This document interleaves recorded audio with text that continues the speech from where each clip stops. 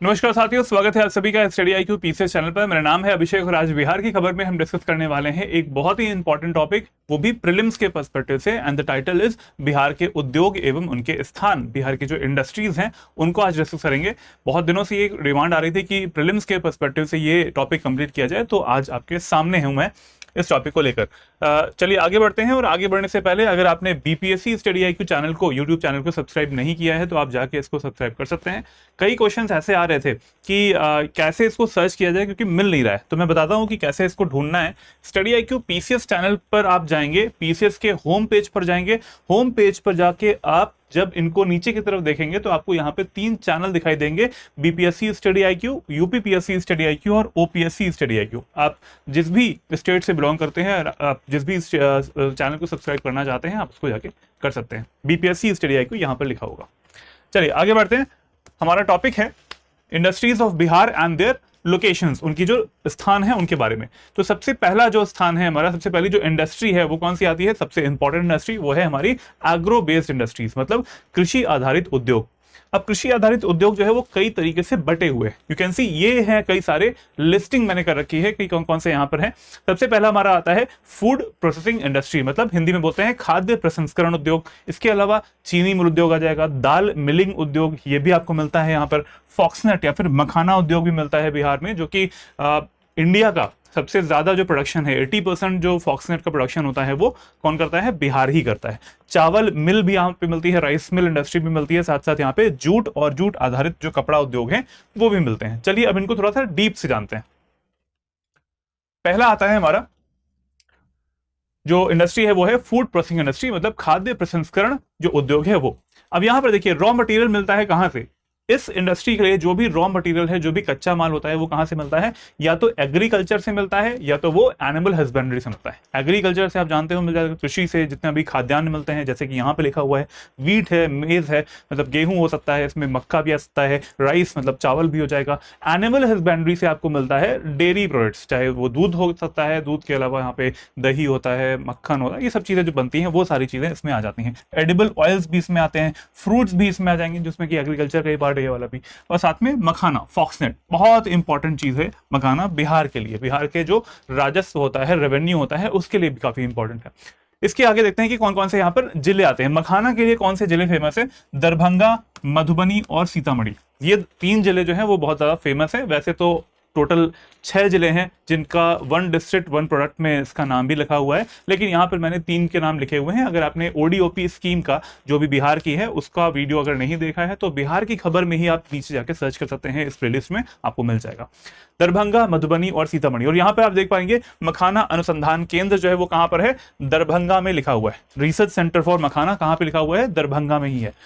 यही चीज मैंने यहाँ पे लिखी है। रैंक जो है वो मखाना के प्रोडक्शन में, फॉक्सनेट के प्रोडक्शन में किस जिले की सबसे ज्यादा है? दरभंगा की। यू कैन नोट डाउन, इसको आराम से नोट करते रहिएगा, सारी चीजें मैंने यहाँ पे लिख रखी हैं, आप इस वीडियो का स्क्रीनशॉट भी ले सकते हो। ठीक है, मखाना जो है उसको, उसके प्रोडक्शन में नंबर 1 आता है दरभंगा। उसके बाद हमारा आ रहा है जो ICAR का, Indian council of agriculture research, Indian council of agriculture research का रिसर्च सेंटर फॉर मखाना, ये मैंने आपको बता दिया कहाँ पे मिलता है, दरभंगा में ही मिलता है। इसके बाद आते हैं हम लोग लीची बेस्ड इंडस्ट्री के लिए। तो लीची बेस्ड इंडस्ट्री आपको पता होगा कहाँ पे मिलता है, मुजफ्फरपुर में ही मिलता है हमें नेशनल रिसर्च सेंटर ऑन लीची। नेशनल रिसर्च सेंटर ऑन लीची कहाँ पे मिलता है? मुजफ्फरपुर में। और इसी के लिए यहाँ पर इसको GI टैग भी मिला हुआ है। मुजफ्फरपुर और वैशाली जिले जो हैं वो लीची के प्रोडक्शन के लिए काफी इंपॉर्टेंट जाते हैं। इसके बाद आते हैं हम लोग गुआवा बेस्ड इंडस्ट्री। गुआवा मतलब कि अमरूद। अमरूद जो है वो कहाँ पे मिलता है? रोहतास और कैमूर, बिल्कुल दक्षिण पश्चिम जो जिले आते हैं वहां पर इसका उत्पादन किया जाता है, इसका प्रोडक्शन किया जाता है। ठीक है, तो ये हमारे हो गए फूड प्रोसेसिंग इंडस्ट्री के जो प्रोडक्ट्स होते हैं, ये काफी इंपॉर्टेंट भी है, प्रीलिम्स में इनसे पूछा जा सकता है। चलिए आगे बढ़ते हैं। इसी में देखते हैं फूड प्रोसेसिंग में ही जो कोल्ड स्टोरेज स्कीम है। ठीक है, अब स्कीम में भी क्या क्या चीजें प्रोवाइड की जाती हैं, जल्दी से शॉर्ट में देख लेते हैं वो चीज। कोल्ड स्टोरेज स्कीम जो है उसमें सब्सिडी दी जाती है 5 करोड़ तक की। देखो कोल्ड स्टोरेज होते क्या है, जो भी सामान है, जैसे फूड प्रोसेसिंग का कोई आइटम बनकर तैयार हुआ, अब उसकी जो शेल्फ लाइफ अगर बढ़ानी है, ठीक है, तो उसको, उसके लिए क्या किसकी जरूरत पड़ती है? कोल्ड स्टोरेज की जरूरत पड़ती है। तो कोल्ड स्टोरेज अगर किसी को लगाना है तो उसमें गवर्नमेंट की तरफ से जो सब्सिडी प्रोवाइड की जाती है वो 5 करोड़ तक की प्रोवाइड की जाती है। नेक्स्ट पे आते हैं पॉइंट पे, वो है फूड पार्क स्कीम। बिहार में जो फूड पार्क स्कीम है वो कब से, वो क्या बता रही है, इसमें सब्सिडी प्रोवाइड की जाती है up to 30% of the total cost. पूरा कुल लागत जो होती है उसका 30% जो होता है, 30% जो होता है वो सब्सिडी के तौर पर रहता है। मैक्सिमम अमाउंट कितना है, 50 करोड़। ठीक है, मैक्सिमम अमाउंट कितना हो सकता है, 50 करोड़ हो सकता है, और 30% जो है, 30% की जो टोटल कॉस्ट होती है उसकी सब्सिडी गवर्नमेंट प्रोवाइड करती है फॉर दिस, किसके लिए, फूड पार्क स्कीम के लिए। आते हैं आगे, integrated development project. Integrated development project जो है उसमें सब्सिडी प्रोवाइड की जाती है up to 40% of the total cost. ये गवर्नमेंट की स्कीम्स के अंदर ही आते हैं। ठीक है, इंटीग्रेटेड डेवलपमेंट प्रोजेक्ट है, इसमें 40% रहती है सब्सिडी गवर्नमेंट की तरफ से। नेक्स्ट पे देखते हैं पॉइंट, अब क्या क्या चीजें हैं। फूड पार्क्स कहां कहां पे है, ये डायरेक्टली क्वेश्चन पूछते हैं कि ये जो फूड पार्क है ये किस जिले में आता है। 4 ऑप्शंस में जिले को नाम दे देंगे, आपको बताना होगा। तो देखिए, पहला है हमारा प्रिस्टीन मेगा फूड पार्क, कहां पे है, खगड़िया में पड़ता है। प्रिस्टीन मेगा फूड पार्क कहां पे पड़ता है, खगड़िया जिले में पड़ता है। नेक्स्ट आते हैं हम लोग जेवीएल मेगा फूड पार्क, वो कहां पे मिल रहा है आपको, रोहतास में मिलता है। JVL mega food park Rohtas में, और बक्सर मेगा फूड पार्क आपको नाम से समझ में आ रहा होगा, ये बक्सर में पड़ता है। Buxar mega food park Buxar में पड़ता है। आगे बढ़ते हैं, फूड प्रोसेसिंग इंडस्ट्री तो हमारी हो चुकी है। नेक्स्ट आते हैं हम लोग, इसी में आ रहे हैं फूड प्रोसेसिंग इंडस्ट्री में, शुगर इंडस्ट्री। ठीक है, शुगर इंडस्ट्री में आप सभी को पता होगा कि चीनी मिल जो है, पहली बात तो हमें पता है कि बिहार की जो स्थिति है वो क्या है, तराई क्षेत्र ऊपर की तरफ लगता है नेपाल के साथ में। तराई क्षेत्रों में ज्यादा उत्पादन किस चीज का होता है, शुगर केन का, गन्ने का, क्योंकि ये वाटर इंटेंसिव क्रॉप होती है, पानी की इसमें आवश्यकता ज्यादा होती है इस वजह से। तो यहाँ पर शुगर इंडस्ट्री भी काफी फ्लोरिश करी हुई है। तो it provides the direct and indirect employment in Bihar. ठीक है, प्रत्यक्ष रूप से और अप्रत्यक्ष रूप से बहुत तरीके से ये रोजगार भी प्रदान करता है। कौन, चीनी इंडस्ट्री, जो शुगर मिल इंडस्ट्री होती है ना, वो भी शुगर इंडस्ट्री।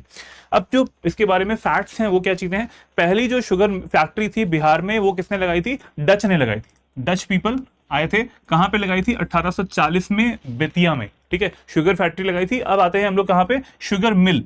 पहली जो शुगर मिल है ब्रिटिश के द्वारा लगाई हुई, वो 1904 में लगाई गई थी, कहां पे, मरहौरा सारण में।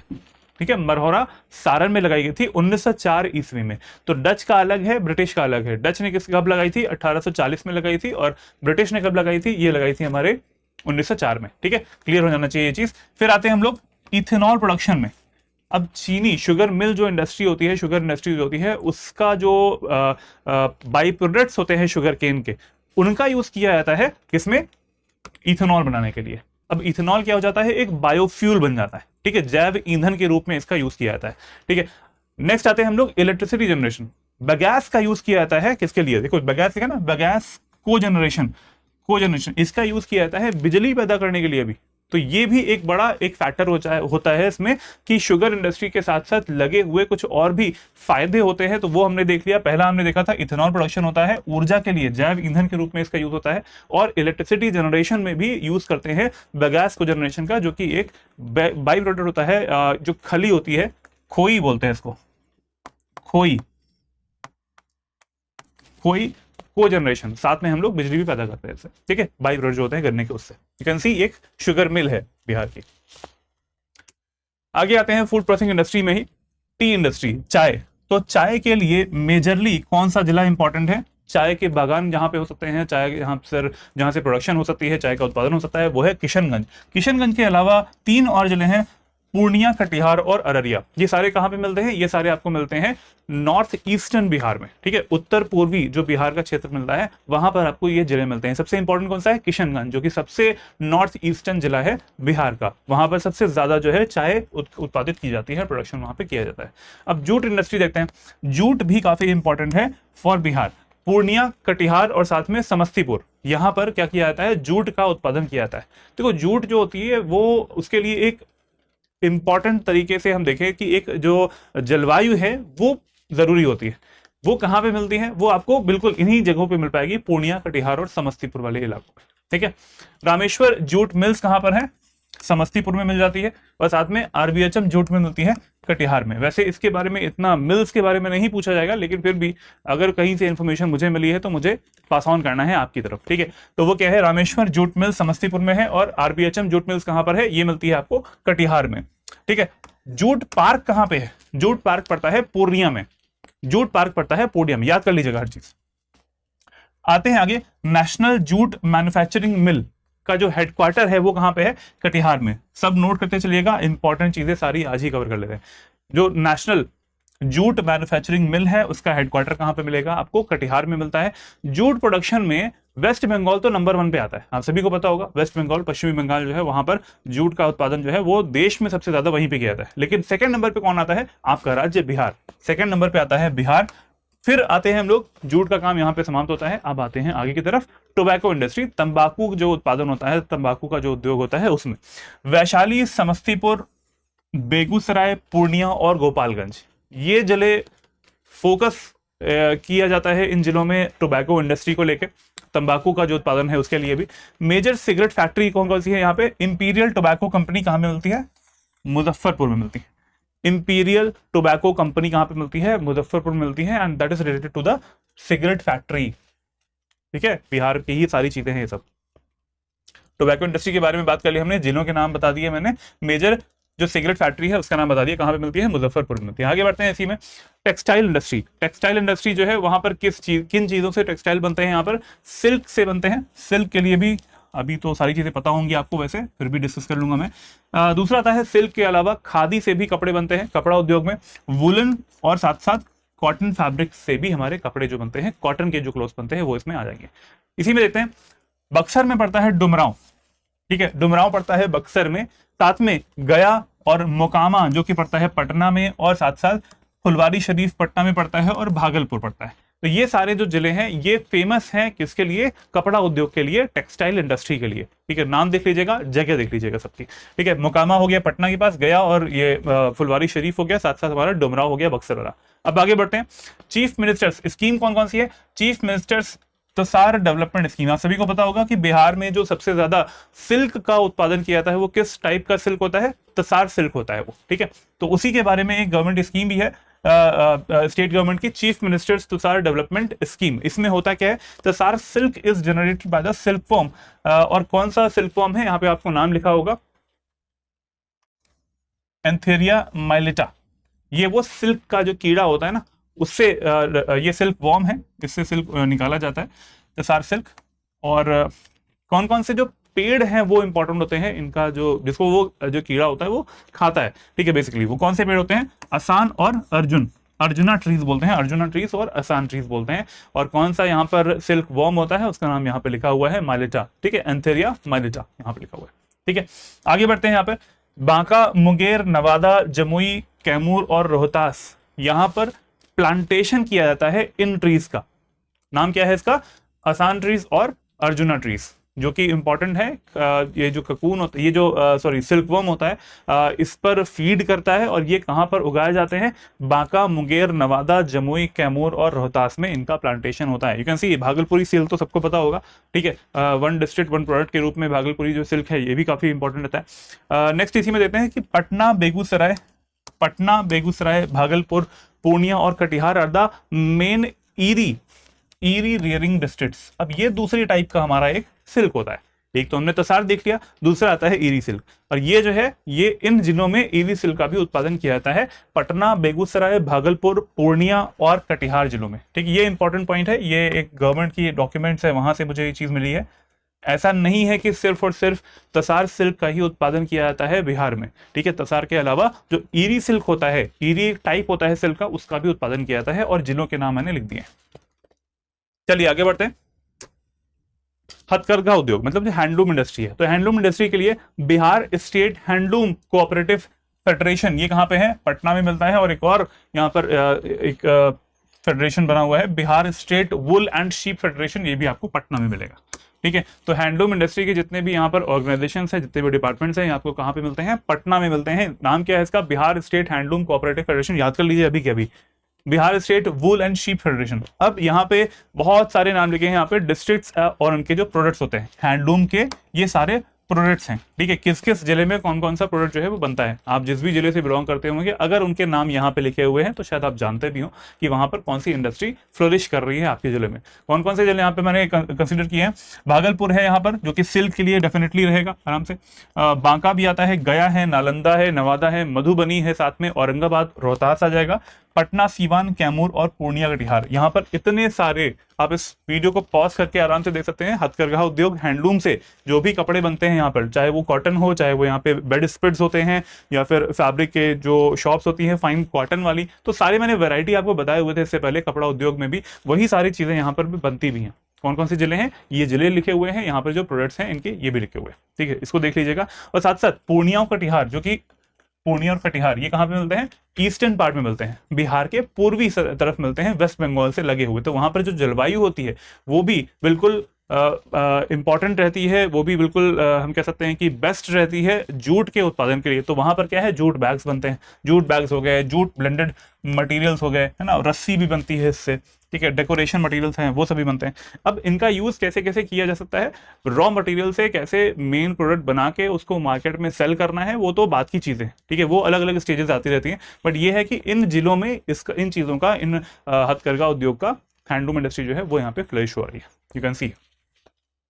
आगे बढ़ते हैं, लेदर इंडस्ट्री। अगला जो इंडस्ट्री आती है चमड़ा उद्योग आती है। चमड़ा उद्योग के लिए यहाँ पे आपने सुना होगा ये टर्म्स होते हैं, हाइड्स एंड स्किन्स, चाहे वो गोट स्किन होती है, चाहे वो काऊ स्किन होती है, कोई भी लेदर बनाने के लिए इन सब स्किन जो जानवर होते हैं उनकी खाल का प्रयोग किया जाता है। तो हाइड्स एंड स्किन होते हैं, उनका यूज किया जाता है। बिहार रैंक करता है 3rd, ठीक है, नंबर 1 पे आता है वेस्ट बंगाल एंड नंबर 2 पे आता है Rajasthan. In terms of the availability of hides, जो जानवर होते हैं उनकी जो स्किन होती है, हाइड्स होती हैं, उनकी अवेलेबिलिटी के टर्म्स में सबसे नंबर 1 पे आता है वेस्ट बंगाल, नंबर 2 पे आता है राजस्थान, 3rd नंबर पे आता है हमारा राज्य बिहार, जहां पर स्किन जो है वो अवेलेबल रहती है। इसके बाद आते हैं हम लोग leather technology institute. Leather technology institute कब स्टैब्लिश किया गया था, 1986 में स्टैब्लिश किया गया था मुजफ्फरपुर में। नोट डाउन कर लीजिएगा, इसको याद कर लीजिए।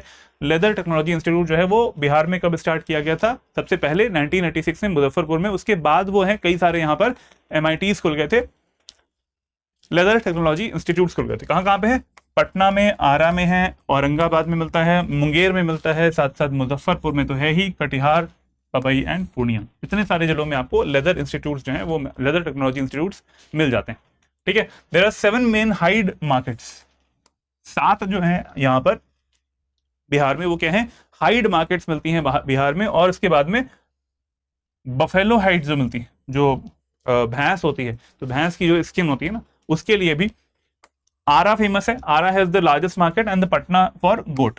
पटना के जो है वहां पर गोट जो बकरी होती है, बकरी की जो स्किन होती है, हाइड होती है, उसका यूज, उसको, उसके लिए वो फेमस भी है। पटना किसके लिए है, गोट हाइड्स के लिए मिलता है, और आरा जो है वो बफेलो हाइड्स के लिए मिलता है, ठीक है। लार्जेस्ट मार्केट आपको वहां पर मिलेगा, क्लियर है। नेक्स्ट पॉइंट आता है यहाँ पे, the majority of raw leather in Bihar is sent to Kolkata, Chennai and Kanpur. आप सभी को पता है कानपुर जो है वो चमड़ा उद्योग के लिए फेमस है। कानपुर से बहुत सारे यहाँ पर चीज़ें बनती हैं, जैसे बेल्ट बन रहे हैं, और जो कि यूपी में मिलता है, ठीक है, बेल्ट बनते हैं, जूते बनते हैं वहाँ पे, हैंडबैग्स बनते हैं, लेदर की जितनी भी चीज़ें बननी हैं वो सब यहाँ पे बनते हैं प्रोडक्ट्स में। लेकिन जो रॉ मटेरियल है वो कहाँ से आ रहा है, बिहार से आ रहा है, क्योंकि हमने देखा यहाँ पर जो अवेलेबिलिटी है हाइड्स एंड स्किन्स की, वो बिहार में 3rd नंबर पे आती है। वेस्ट बंगाल नंबर 1 पे था, 2nd नंबर पे राजस्थान था, 3rd नंबर पे हमारा बिहार था। तो इन स्किन्स का, रॉ मटेरियल का यूज किया जाता है किसको बनाने में, जो मेन प्रोडक्ट्स होते हैं, जो बनते कहाँ पे हैं, चेन्नई, कोलकाता और कानपुर वाले पार्ट्स में बनते हैं, वहां पर इनको भेजा भी जाता है। They are sent to these places. आगे बढ़ते हैं, लेदर इंडस्ट्री हो गई हमारी। नेक्स्ट आती है वुड इंडस्ट्री, लकड़ी उद्योग। लकड़ी उद्योग के लिए Hajipur, Hajipur in north Bihar is renowned for the plywood industry, plywood industry, ठीक है, इसके लिए इंपॉर्टेंट। आगे बढ़ते हैं इसी में, वुड फैक्ट्रीज कहाँ पे, वुड फैक्ट्रीज कहाँ पे मिलती हैं, गोपालगंज में, मुजफ्फरपुर में मिलती है, समस्तीपुर, पटना, भागलपुर, इन सब जगहों पे मिलती है, कटिहार, नरकटियागंज, जोगबानी और Bairgania near the Nepal India border. तो बहुत सारे यहाँ पर जगह हैं जहाँ पर आपको वुड इंडस्ट्री जो है वो मिल पाएगी, वुड फैक्ट्रीज जो है वहाँ पे मिल पाएंगी। अब उसका यूज कैसे करते हैं, बहुत सारे ऐसे प्लाईवुड इंडस्ट्री जो है अब क्या है कि शिफ्ट हो गए हैं। वैसे भी अब गवर्नमेंट की तरफ से ऑर्डर है कि आप ज़्यादा लकड़ी को का जो उत्पादन है, लकड़ी को जो काटना होता है ना, वो नहीं कर पाता है। तो अभी क्या है कि बिल्कुल कंट्रोल्ड वे में आगे चलना पड़ता है इसमें। तो वुड की जो इंडस्ट्री होती है वहाँ पर हम शिफ्ट हो चुके हैं किसकी तरफ पे, प्लाईवुड इंडस्ट्री की तरफ पे, ठीक है। प्लाईवुड, उसमें लकड़ी का जो बुरादा होता है ना, उन सबसे चीजें जो बनती हैं वो सब इसमें यूज करते हैं। तो ये वुड फैक्ट्रीज कहाँ पे, ये हमने देख लिया जगहों के नाम। अब आते हैं कत्था उद्योग पे, ठीक है। कत्था जो उद्योग है वो कहाँ पे फेमस है भाई, गया में है और बेतिया में, गया और बेतिया में कत्था जो उद्योग है, कटैचू बोलते हैं इसको, इंडस्ट्री वो वहाँ पे फ्लोरिश करती है। ठीक है, नेक्स्ट पॉइंट है यहाँ पे कि जो ये कत्था होता है, it is used in the industry of betel leaves. आप सब भी जानते भी होंगे कि जो पान होता है उसमें इसका यूज करते हैं, गुटखा जो कंपनीज होती हैं वो यूज करती हैं, पान मसाला जो कंपनीज हैं वो कत्थे का उपयोग करती हैं अपना जो फाइनल प्रोडक्ट होता है उसको बनाने के लिए। ठीक है, आई थिंक कुछ लोग जो देख रहे होंगे भाई खाना मत इसको, ये सब these are injurious to health, but फिर भी राजस्व आता है, रेवेन्यू आता है स्टेट को, इस वजह से प्रोडक्ट्स मार्केट में अभी भी रहते हैं। नेक्स्ट आ रहे हैं हम लोग केमिकल एंड फर्टिलाइजर इंडस्ट्री पे। केमिकल एंड फर्टिलाइजर मतलब कि रसायन एवं उर्वरक उद्योग।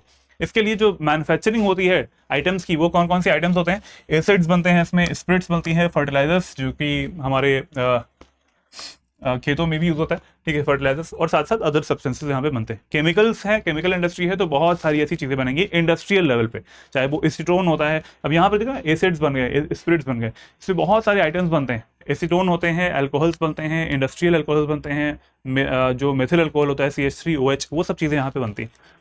Hindustan fertiliser industries is situated in Barauni, established in 1976। This is very important. कहाँ पे है ये? बरौनी में है, बरौनी में मिलता है हिंदुस्तान फर्टिलाइजर्स इंडस्ट्रीज। ठीक है, याद कर लीजिएगा, इंपॉर्टेंट पॉइंट है बड़ा।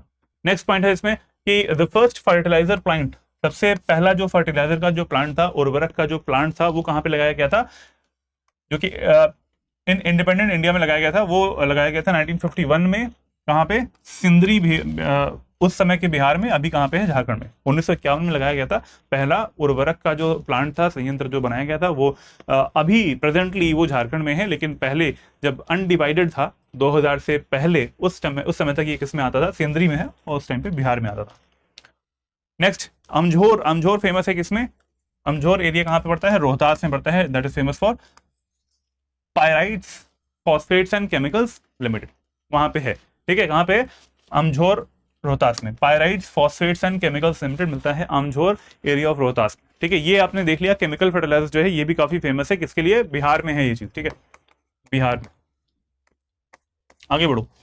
तेल रिफाइनरी उद्योग, जो ऑयल रिफाइनरी इंडस्ट्री है, ये भी यहाँ पे प्रवेश करती है। आप सभी जानते भी होंगे बरौनी के बारे में। Oil refinery in Barauni was established in 1964-65, 1964-65 में इसको एस्टैब्लिश किया गया था। किसकी सहायता से? फॉर्मर सोवियत यूनियन, USSR की सहायता से।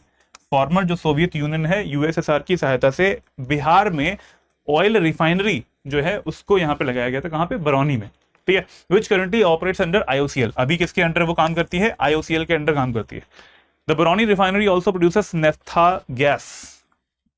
सिर्फ एक ही काम नहीं है वहां पे, रिफाइनरी जो होती है वो रिफाइन करके जो भी आता है, कच्चा तेल जो आता है, पेट्रोलियम जो आ रहा है, उसका रिफाइनरी करती है। रिफाइनिंग करने के बाद में अलग अलग सेग्रीगेट होता है, जैसे कि पेट्रोल हो गया, डीजल हो गया, और भी कई सारे यहाँ पे फ्यूल्स होते हैं, जैसे कि एविएशन टर्बाइन फ्यूल होता है जो कि एयरक्राफ्ट में यूज होता है। ठीक है, यहाँ पे लिखा भी होगा शायद।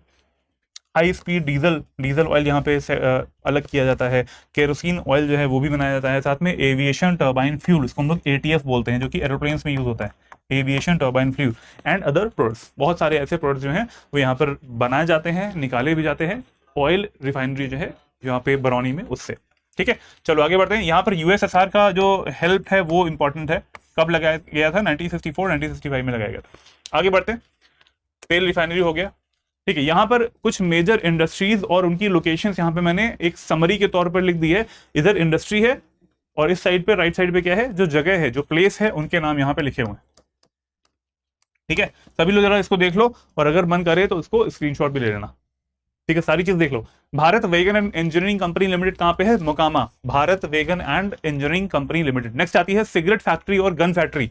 कहाँ पे? मुंगेर में मिलती है gun factory. Next is shoe factory, Bata India limited. कहाँ पे है ये? मोकामा में ही मिल जाएगा ये। ठीक है, Mokama. Next is leather industry, leather, shoe, ये सारी चीजें आसपास ही मिलती हैं। Again you can see Mokama, Dehri, Rohtas और गया। ठीक है, मोकामा तो हर जगह आ रहा है। नेक्स्ट आता है यहाँ पे thermal power station, coal based thermal power station, जहां पर कोयले से, जो कि नॉन रिन्यूएबल जो एनर्जी रिसोर्स होता है, गैर नवीकरणीय ऊर्जा स्रोत होता है कोयला, उससे बनाई जाती है बिजली। ठीक है, क्या है? थर्मल पावर स्टेशन है, कोल बेस्ड। कहां पर मिलता है? बरौनी में, बेगूसराय वाले पार्ट। नेक्स्ट इज फतुहा में, पटना में क्या है? यहाँ पर बिहार स्टेट स्कूटर्स लिमिटेड। ये सब चीजें डायरेक्टली पूछ लेते हैं, क्वेश्चन आ जाएगा यहाँ पे। इंडस्ट्री का नाम आ जाएगा, उसमें नीचे 4 जो जिले हैं उनका नाम लिख दिया जाएगा, आपको चूज करना होगा। फतुहा पटना में मिलता है आपको। Bihar state scooters limited. Next आता है आयरन इंडस्ट्री, कहाँ पे मिलती है? आयरन इंडस्ट्री मिलती है गया पूर्णिया में। नेक्स्ट आती है हमारी यहाँ पे माइनिंग इंडस्ट्री, कहाँ पे मिलेगी? डेफिनेटली माइनिंग इंडस्ट्री जो है आपको साउथ बिहार में मिलेगी, साउथ बिहार में ही मिलने वाली है, क्योंकि वहां पर हमारा धारवाड़ रॉक सिस्टम आता है जो कि एक एक्सटेंशन है छोटा नागपुर प्लेट्यू का, and that is very mineral rich. ठीक है, माइनिंग इंडस्ट्री जो है वो औरंगाबाद में मिल जाएगा। Next is alcohol industry, Manpur, गया, मुंगेर, पटना, पंचरुख जो कि मुजफ्फरपुर में पड़ता है। तो ये सारी जगहें हैं एल्कोहल इंडस्ट्री वाली। समराइज वे में मैंने यहाँ पे बता दिया है, you can take the screenshot now. आगे बढ़ते हैं, यहां पर भी लिखा हुआ है टोबैको इंडस्ट्री, तंबाकू उद्योग, इसके बारे में मैंने बात भी करी थी। गया, आरा, बिहार शरीफ, बक्सर, लखीसराय यहां पर आते हैं जहां पर टोबैको इंडस्ट्री, तंबाकू उद्योग जो है वो लगा हुआ है। ग्लास इंडस्ट्री कहां पे लगी है? पटना में। पटना को तो बहुत फेमस कर दिया भाई, इंडस्ट्री से बहुत है यहाँ पे। नेक्स्ट है हमारा तसार सिल्क, जो कि भागलपुर वाला हमारा फेमस ही है इसके लिए तो। ठीक है, नेक्स्ट आता है हमारा रॉ सिल्क। एक हो गया तसार सिल्क जो की वैरायटी थी, अब आता है रॉ सिल्क पे। रॉ सिल्क कहाँ पे मिलता है? मनोहरपुर, पूर्णिया और कटिहार, ये 3 जगह फेमस है इसके लिए। नेक्स्ट है बटन उद्योग। ठीक है, बटन्स भी बनाई जाती हैं, बटन्स, कपड़ों के बटन, कहाँ पे? महसी है। फिर आते हैं लोग सिंदूर उद्योग, वर्मिलन। ठीक है, कहाँ पे है? सिंदूर उद्योग, ये मिलता है आपको कहाँ पे? लखीसराय में मिलता है। नेक्स्ट बीड़ी जो कि नहीं पीनी चाहिए। ठीक है, बीड़ी झाझा, बिहार शरीफ और जमुई में मिलता है। रेल इंजन मेंटेनेंस मिलता है जमालपुर और मुंगेर में, और बेला सारन में पड़ता है वहां पे रेलवे व्हील्स। ये न्यूज में रहता है वैसे। ठीक है, लास्ट वाला जो है रेलवे व्हील्स वाला, इसको याद कर लीजिएगा। हो सकता है कि आपके एग्जाम में पूछ लिया जाए कि ये सारे उद्योग जो है वो किस जिले से रिलेटेड है। सारी चीज मैंने बता दी है। Now you can take the screenshot. आगे बढ़ते हैं। अब आपको एक क्वेश्चन है, इसका आंसर देना है। क्वेश्चन क्या बोल रहा है आपसे? National research centre on integrated farming, एकीकृत खेती। ये इंपॉर्टेंट है भाई, देख लो। Integrated farming, national research centre on integrated farming is located in which district of Bihar? Bihar के कौन से डिस्ट्रिक्ट में आपको मिलेगा? ABCD, पटना, गया, पश्चिमी चंपारण, पूर्वी चंपारण। आपको देना है आंसर इसका कमेंट बॉक्स में। एकीकृत खेती में पर राष्ट्रीय जो अनुसंधान केंद्र है वो कहां पर अवेलेबल है? आंसर देना है कमेंट बॉक्स में। चलिए, ये वीडियो यहीं पर एंड करते हैं। अगर आपको इस वीडियो का PDF चाहिए तो मेरे टेलीग्राम चैनल पर आप जा सकते हैं, that is learn and grow with Abhishek. इसको सर्च कर लीजिएगा, नहीं मिले तो मुझे मेल कर देना, मैं आपको इसका जो लिंक है वो कॉपी करके भेज दूंगा। डिस्कशन ग्रुप भी है, इसको भी आप ज्वाइन कर सकते हो। और जिसने भी BPSC स्टडी IQ के चैनल को ज्वाइन नहीं किया है, जल्दी से जाके ज्वाइन कर लीजिए। मैंने शुरुआत में इस वीडियो के बताया हुआ है कि कैसे ज्वाइन करना है, आप इसको ज्वाइन कर सकते हैं। वहाँ पे बहुत सारे वीडियोस जो हैं आपके आने वाले हैं, और अपकमिंग एग्जाम जो भी है, जैसे 17th BPSC का एग्जाम है, तो उसके लिए भी वीडियोस जो हैं वो आने ही वाले हैं। सारी चीज़ें हम लाइंड अप कर चुके हैं। अब बात कर लेते हैं दिवाली सेल की। अगर आप फाउंडेशन बैच से बिल्कुल बेसिक लेवल से अपने स्टेट पीसेस की तैयारी करना चाहते हैं, वो भी स्पेसिफिकली इन स्टेट्स की जो कि यहाँ पे लिखे हुए हैं, तो जल्दी से जाएं स्टडी IQ की वेबसाइट पर जाके वहां से इस कोर्स को परचेज कर लें। फाउंडेशन बैच की मैं बात करने वाला हूँ, फाउंडेशन संकल्प बैच 7 की, जो कि स्टार्ट होने वाला है। इसका जो एडमिशन जो है वो क्लोज हो रहा है 31 अक्टूबर। इसी सेल में अगर आपको परचेज करना है तो कर लीजिए, क्योंकि सेल चलने वाली है 31 अक्टूबर तक। मैक्सिमम डिस्काउंट कब मिलेगा आपको? AKS लाइव जब कोड आप यूज करेंगे, and then the price will be 9999। ये हो जाएगा। क्या क्या फीचर्स हैं इस कोर्स के? आपको मिलेंगे लाइव क्लासेस, जैसे कि ये लाइव क्लासेस होती हैं, फैकल्टी मेंबर से डायरेक्टली आप कांटेक्ट कर पाओगे। मेंटरशिप मिलेगी, डेली आंसर राइटिंग आपकी मेंस की तैयारी के लिए मिलने वाली है। टेस्ट सीरीज भी इसमें इंक्लूडेड है। साथ साथ हम आपको कंटेंट भी प्रोवाइड करेंगे, क्रक्स नोट्स और हैंड रिटन नोट्स के तौर पर। इसके अलावा आपको कुछ और भी टेस्ट होते हैं, जैसे कि मॉड्यूल बेस्ड टेस्ट, वो भी क्लास टेस्ट होते रहते हैं। उसमें भी आपकी रैंकिंग जो होती है आपके बैच के बच्चों के साथ में निकाल के दिखाई जाती है। तो ये सारी चीजें हैं आपके किस कोर्स में। फाउंडेशन बैच जो होता है संकल्प बैच 7, इसमें अगर आपको परचेज करना है तो 31 तारीख से पहले कर लीजिएगा। AKS लाइव कोड लगाना मत भूलिएगा। दिवाली सेल का पूरा फायदा उठाइए। मिलते हैं अगले वीडियो में, तब तक के लिए जय हिंद, जय Bharat, take care everyone, good bye.